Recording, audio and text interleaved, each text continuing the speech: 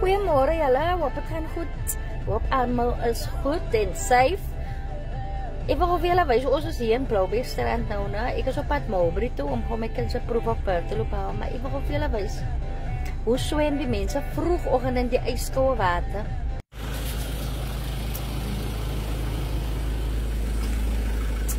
As nou laag water.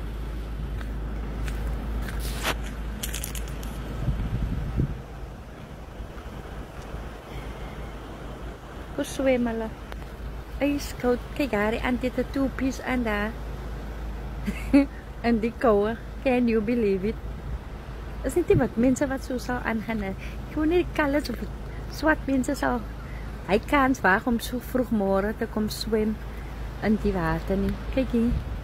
Als ik een paar relaxing vallen.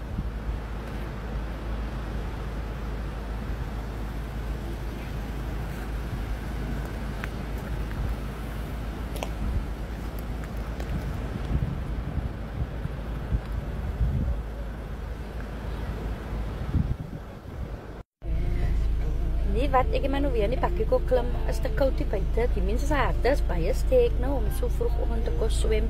Maar dit maak jou ook eintlik fiks en dit hou vir jou healthy en almal uit dinge nou.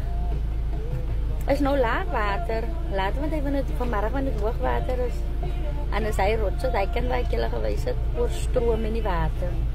Maar julle almal moet 'n geseënde dag hê. Mooi dag hê. And be blessed and stay blessed and be safe.